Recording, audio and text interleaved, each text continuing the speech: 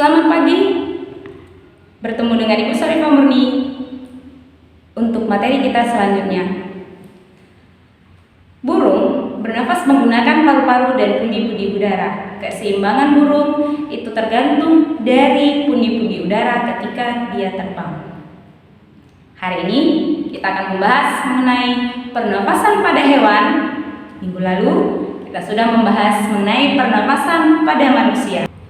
Tujuan pembelajaran kita kali ini adalah kamu dapat mencari, mengakses, dan menemukan informasi mengenai sistem pernafasan pada hewan. Upayakan kamu sudah standby dengan buku biologimu dan alat tulismu. Kita akan masuk penjelasan mengenai pernafasan pada hewan berikut ini. Kita masuk materi sistem pernafasan pada hewan. Kali ini kita akan membahas sistem pernafasan pada beberapa jenis hewan seperti cacing atau vermes, moluska, insekta, Pisces, reptilia, dan aves. Yang pertama, cacing atau vermes bernapas menggunakan tubuhnya, misalnya cacing planaria atau cacing pipi dan cacing tanah.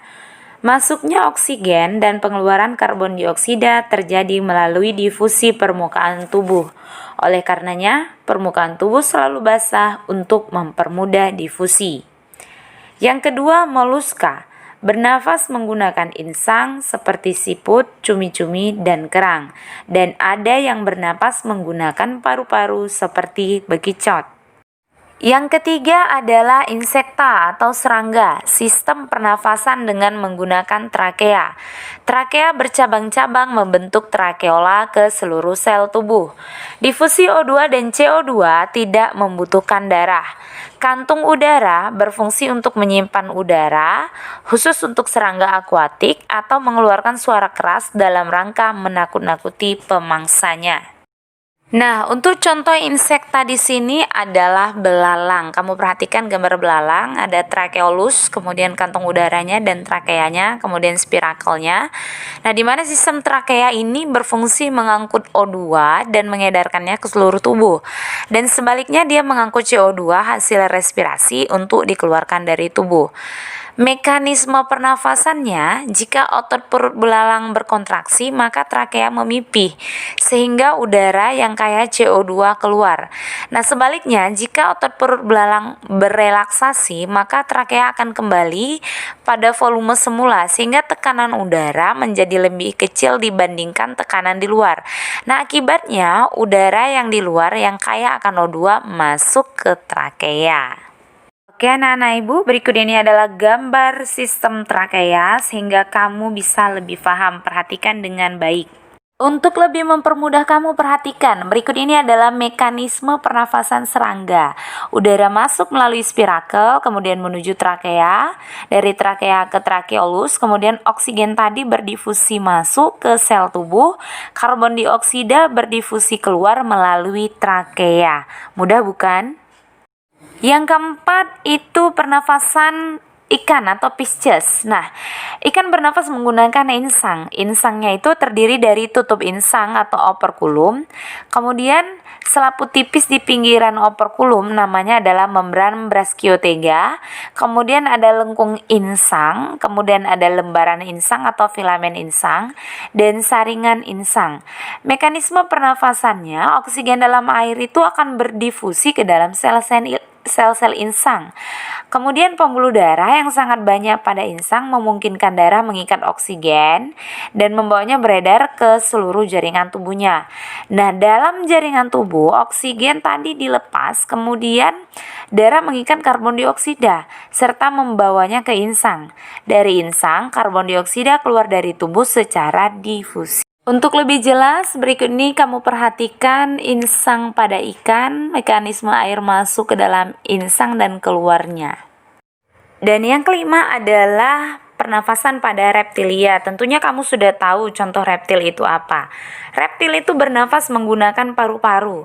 Gas oksigen masuk melalui lubang hidung, kemudian menuju rongga mulut dan anak tekak, kemudian menuju trakea yang panjang, masuk ke bronkiolus dalam paru-paru dan masuk ke darah dan ke jaringan tubuh. Nah, dari jaringan tubuh, gas karbon dioksida diangkut darah menuju jantung untuk dikeluarkan melalui paru-paru, kemudian menuju bronkiolus, kemudian trakea yang panjang, anak tekak, rongga mulut, dan keluar melalui lubang hidung.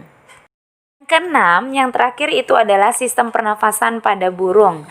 Perhatikan gambar berikut, mekanisme masuk dan keluarnya udara segar dan udara kotor pada pernafasan burung. Nah, mekanisme pernapasan pada burung pada waktu terbang. Inspirasi dan ekspirasi dilakukan oleh kantung-kantung udara. Waktu sayap diangkat ke atas, kantung udara di ketiak mengembang, sedang kantung udara di tulang korakoid terjepit sehingga terjadi inspirasi. Nah, bila sayap diturunkan, kantung udara di ketiak terjepit, sedangkan kantung udara di tulang korakoid mengembang sehingga terjadi ekspirasi.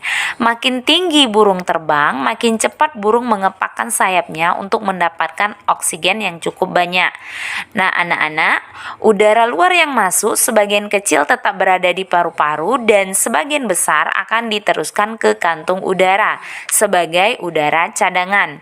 Udara pada kantung udara dimanfaatkan hanya pada saat udara di paru-paru berkurang, yakni saat burung sedang mengepakkan sayapnya. Sudah paham bukan? Mungkin kamu bingung ya dengan penjelasan tadi. Nah, ini ada skematik pernafasan burung. Perhatikan alur pernapasannya. Oksigen masuk ke dalam lubang hidung, kemudian menuju trakea. Setelah itu menuju bronkus, masuk ke paru-paru, kemudian ke pundi hawa belakang, menuju ke paru-paru lagi, kemudian ke pundi hawa depan dan mengeluarkan karbon dioksida. Nah, pada saat terbang, ketika inspirasi menghirup oksigen, sayap terangkat, pundi hawa korakoid mengembang, kemudian udara masuk ke pundi hawa abdominal, kemudian menuju ke paru-paru, dan sebagian lagi ke pundi hawa atau kantung udara. Nah, pada saat ekspirasi mengeluarkan oksigen, sayap itu ke bawah, kemudian pundi hawa korakoid terjepit, pundi hawa toraks mengembang, dan udara terdorong keluar, sehingga terjadi pergantian antara oksigen dan karbon dioksida. Mudah-mudahan kamu paham dengan bentuk skematik pernapasan burung. Oke, kesimpulan untuk materi sistem pernafasan pada hewan kali ini adalah seperti berikut ini.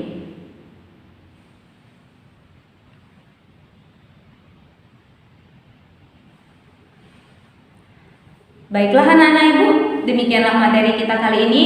Apabila ada yang kurang paham atau kurang jelas mengenai materi kita kali ini, kamu dapat tanyakan ibu melalui Discord. Dan tak lupa ibu ingatkan kepada kamu untuk selalu membaca buku biologi. Untuk materi kita selanjutnya, kita akan bahas mengenai